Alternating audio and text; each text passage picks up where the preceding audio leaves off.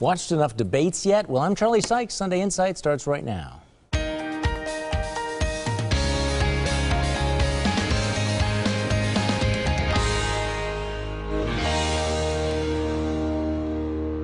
Good morning and welcome to Sunday Insight. In the week that was, Milwaukee Appeals Court Judge Rebecca Bradley announces that she's running for the state Supreme Court seat vacated by retiring Justice Patrick Crooks.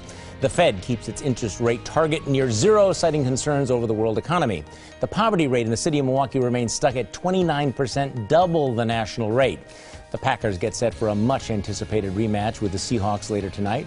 Europe struggles with a migrant surge. Congress moves towards another fiscal confrontation over federal funding of Planned Parenthood.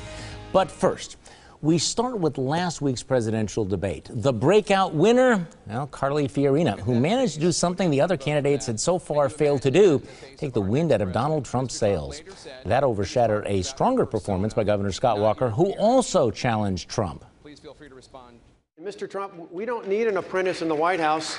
We don't need an apprentice in the White House. We have one right now. He told us all the things we wanted to hear back in 2008. We don't know who you are or where you're going. We need someone who can actually get the job done.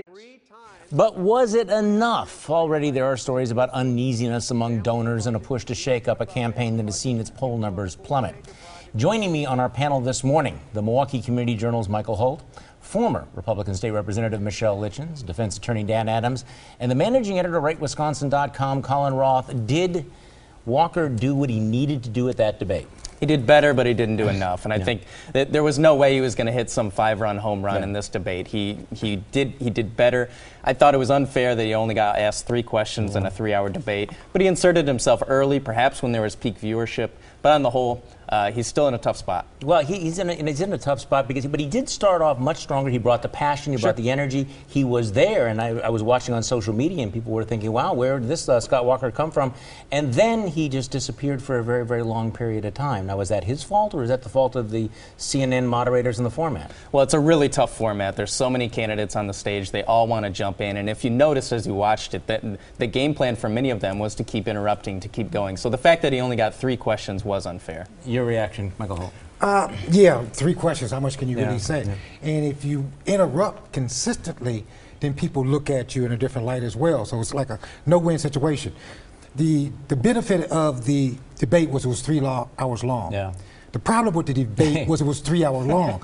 So if you make your point in the first hour, you're doing well, because I think people stop looking. Well, the problem is on all of these debates, though, you have the actual debate, and then you have the spin and the commentary afterwards. And there's no question about it that Carly Fiorina and Marco Rubio won, but they also won the post-debate spin. I did think that Walker did better, but most of that spin was not enough to turn things around. Campaign still on life support. No, but it was really nice to see how aggressive he was right off the get-go. And you did hear him try to interrupt during the debate later on, but he just didn't have that opportunity. Well, it's also that Midwest nice thing, right? Midwestern. And he's actually known for that, correct? Okay, so when you hear people write things like Politico did about the campaign being on life support, are we talking about a campaign that's going to need to make some major shuffling? A lot of speculation that there's going to be a money problem, that they might have to make changes at the top. What do you think? I don't think that they are going to have a money problem. He was really able to raise some serious funds early on because he was doing so well. They've hired staff all over the country right now. They've got their ground game up and running. I do think that we are going to see Scott Walker in this race through those first few primaries. I think we're going to see him, but I do think there's going to be a shakeup because, first of all, yes, they did hire all those people, but that's a lot of cash burn. You have 90 full-time staffers, so it's not just that you have to raise lots of money, it's that you have to raise money to just keep that spending going forward. Part of this is expectations. He set an expectation that he's going to come out and really do well in this campaign, but he was just overshadowed by the more telegenic, charismatic candidates. I think his real strategic blunder this week, where maybe it was even 2 weeks ago, was saying, hey, we have a reboot. We're coming back. You can't do that You can't do that right in front of a big media event like a debate where you're just going to play par for the course. So he set this expectation that he was going to come back in the polls, and now he's again just kind of faltering, and I think that was really a strategic error. That's the exact same thing Hillary Clinton did last week when she announced to the world, or her staff announced, that we're going to have a kinder, gentler, more homely Hillary, and then he fell into the same trap because he said, we're going to come out more aggressive. And well, one of the things that Scott Walker did say himself afterwards, I think he went on the Glenn Beck show, he said that the media had really basically already set the narrative that no matter what happened, they were going to be saying that Carly Fiorina won that debate.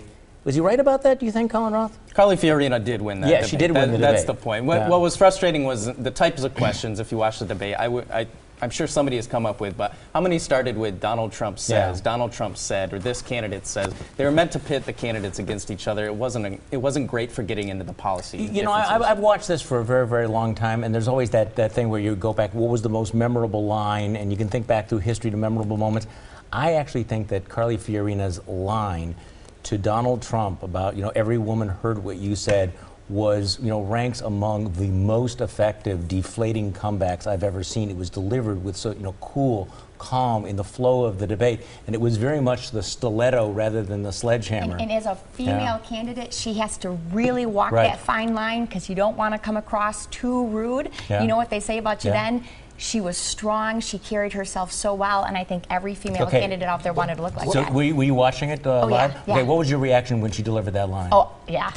We're like, I think that there were fist pumps all over her. It was devastating what she did. It was part of it was sporadic coming off of his line, but also some was canned.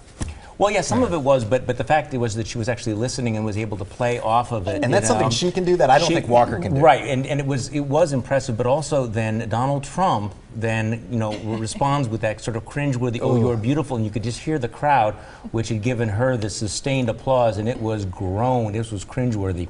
What has your glass half full? What has your glass half empty this week? Let's go around the table. Michael Holt, you're first. Well, my glass is half full because Democrats are calling for new provisions to ensure schools like Daughters of the Father Christian Academy stop corrupting the school choice program. My glass is half empty because those same Democrats have never proved they really care about black children and have ulterior motives in their call for accountability, including denying black families of educational options. Michelle. My glass is half full because former Nobel Peace Prize director recently wrote that giving Obama the Peace Prize probably didn't work out as intended. It is half empty because they will never admit that it was a stupid idea, and what they intended we'll never know. Dan Adams. Well, my glass is half full because Wisconsin's unemployment rate continues to drop, now at 4.5%. Of course, this doesn't include many of the underemployed or those who've dropped out of the workforce. My glass is half empty because Miller Coors might be acquired by AB InBev, the Budweiser guys. There's a real concern that a merger of the beer giants could lead to job losses or, at the very least, loss of prestige for our brew city. Collin Roth. Well, my glass is half full because last week's presidential debate did feature some great moments where candidates engaged on some serious policy discussion. A lot of that left out Donald Trump. It's half empty because the media hoopla over Donald Trump's inevitable demise may be more insufferable than his rise.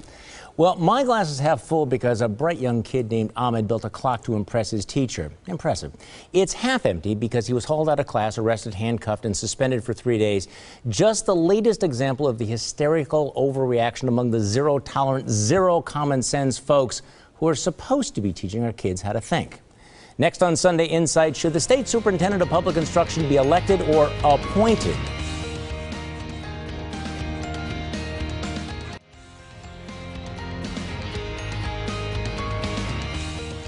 A proposal to make the state superintendent of public instruction an appointed job. Now, right now, voters elect the superintendent who does not answer to the governor or to the legislature. Last week, State Representative Joe Sanfilippo proposed a resolution to change that, turning the job into a member of the governor's cabinet. Now, the current superintendent, Tony Evers, has frequently clashed with Governor Walker, and he and his predecessors have generally aligned themselves with the teachers' unions against education reformers.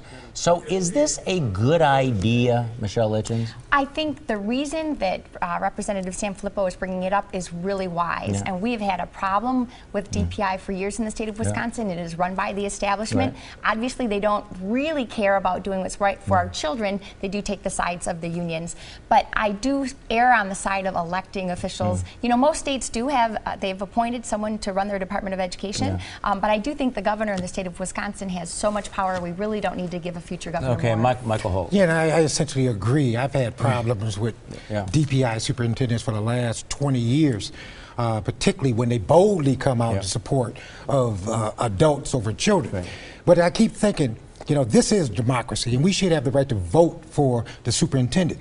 And what would happen if, after this, they decided that maybe the sheriff should be appointed.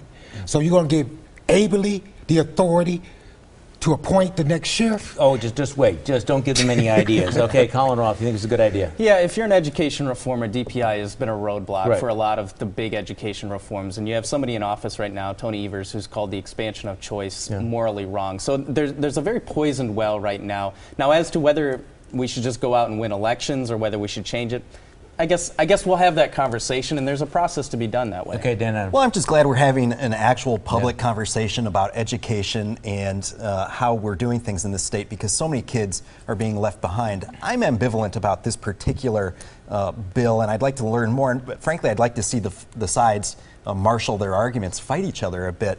I mean, DPI should be a technocratic agency. It shouldn't be a political football. Frankly, I guess the argument that a politician should have to run this very kind of what should be a boring agency makes some sense. Well, I don't know that education is necessarily that boring. Right now, we kind of have a two-headed monster where you have under the Constitution you have this independent office which has supreme control over all of education policy, so it doesn't matter who's elected governor.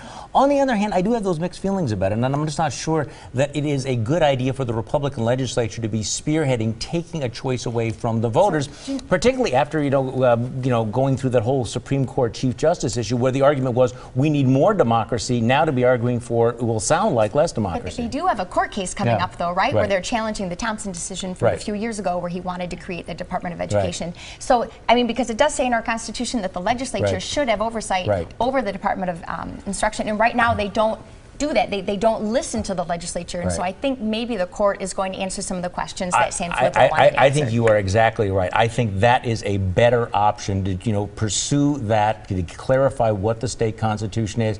Because quite frankly, my message to conservatives is you don't like the state superintendent of public instruction. Why don't you do something that you haven't done in a long time, which is take that election seriously, actually try to win elections, because you can win elections in Wisconsin. I think we've shown that if you make a case and if you have strong candidates, you can actually win elections, like, for example, for state Supreme Court. Now, you may not want to hear it, but we will tell you anyway. Let's hand out some unsolicited advice. Michael Holt, you're first. Well, my advice is to the Common Council. Please support Alderman Joe Davis' proposal to include provisions for black businesses which would benefit the city and give black community an investment in the new Bucks Arena. Michelle Litjens. My advice is to President Obama. Please listen to your advisors and rethink your policy on Syria. The world is waiting for us to lead. Dan Adams. My advice is to Mayor Barrett and Police Chief Flynn. Promote more officers to detective. Criminal investigations are suffering from the lack of trained detectives. We hear about the high-profile gun crimes, but crimes against kids, our kids, are also being given short thrift. Collin Roth. Conservatives were long overdue to be done with Ann Coulter. Her latest anti-Semitic rant this week ought to be the final straw. Well, I agree with that. Presidential candidates who are not doctors and don't know anything about science should probably consider shutting up about things like vaccines and autism. They just expose their ignorance and make the rest of us dumber. Next on Sunday Insight, a possible challenge to Milwaukee County Executive Chris Abley from a fellow Democrat.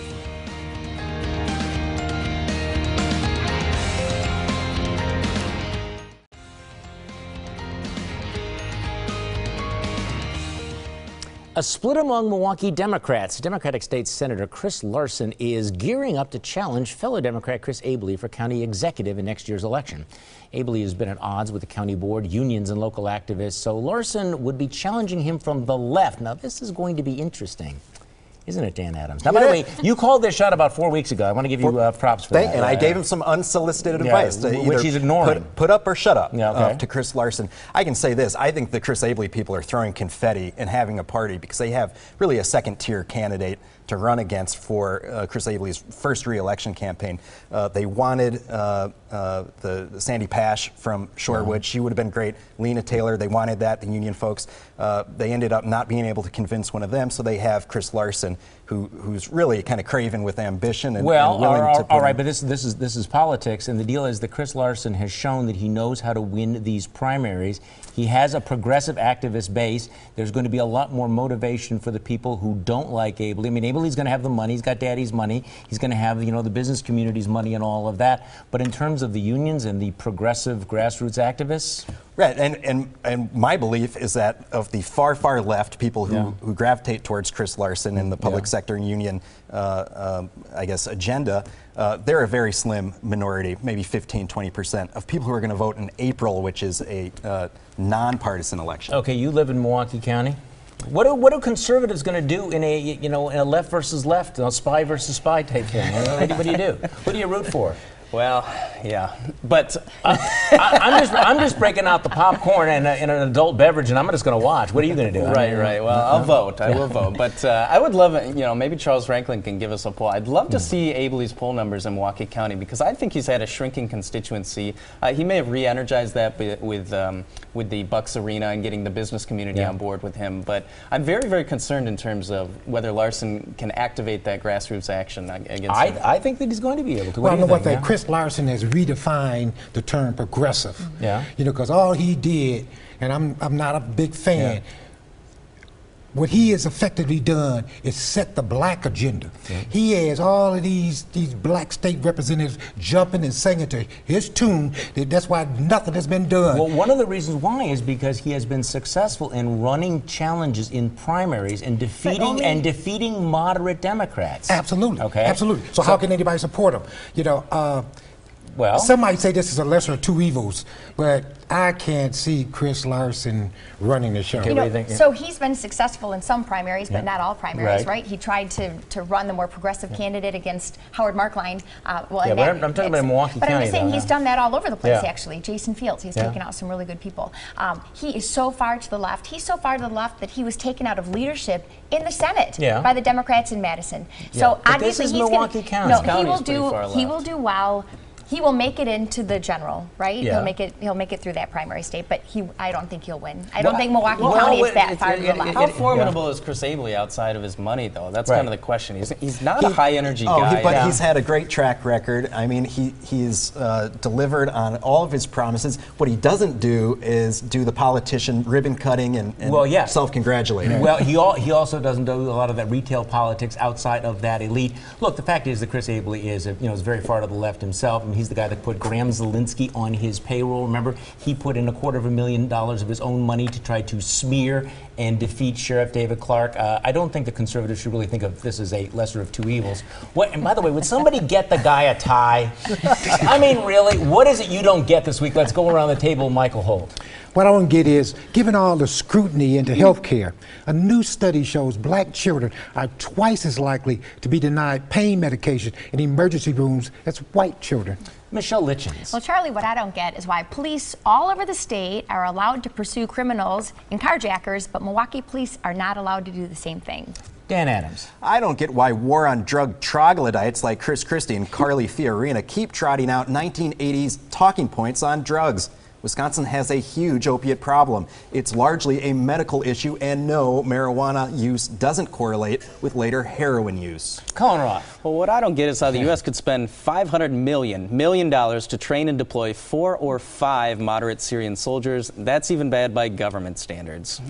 Well, what I don't get is why, after all this time, Hillary Clinton still can't answer a straightforward question when she's asked to name her #1 accomplishment. Well, maybe that's why she doesn't want to debate her Democrat rivals. Next on Sunday Inside, our panel picks the winners and losers of the week. But first, here's your morning news update. It's time for our panel to pick the winners and losers of the week. Mikel Holt, you're first. Well, 8.5 million people got health insurance last year as a result of Obamacare. My loser, all the Republican presidential candidates. Scott Walker declared America couldn't afford to have an apprentice in the White House. Wouldn't that describe all of the GOP candidates? Michelle Litjens. No.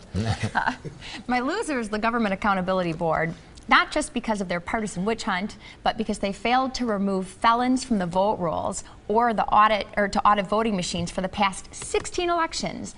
The GAB the people who are trying to reform the GAB are also my winners. Representative Dean Knutson and Senator Leah Vukmir, who've worked hard to create a completely new process and in the end will end the GAB as we know it. Dan Adams. Well, my losers are going to be us voters come next spring, when undoubtedly there will be incessant, nasty political ads unleashed before April's Wisconsin Supreme Court race. But my winner, Supreme Court candidate Judge Joe Donald, who is offering a sharp contrast to recent hyper-partisan judicial campaigns. With 20 years on the bench, Judge Donald understands the proper role of a judge, to be a referee of the law, not a political player. And his campaign will reflect that. I hope voters just reward Judge Donald's more dignified approach. Authorized and paid for by the Donald Trump. Collin Roth. My winner this week is Carly Fiorina. Hands down, she killed it at last week's debate. Things will get tougher for her as the scrutiny ramps up, but I think she broke through and I think she's here to stay. My loser this week is also the GAB, the Government Accountability Board. More emails revealed this week in the Wall Street Journal reveal clear bias and malpractice at the agency. Reform cannot come soon enough. Well, winner, I agree. Carly Fiorina, clearly the breakout star of last week's Republican presidential debate. She is one tough woman, and she proved that by slam dunking the Donald. Loser, well, the Donald, he's going to stick around, of course, but the air seems to be going out of the billionaire gas bag. Maybe then we can get back to what should be an intelligent debate about the future of our country. Thanks for joining us and joining me for my radio show Monday morning on News Radio 620 WTMJ from 8:30 until noon. Have a great week.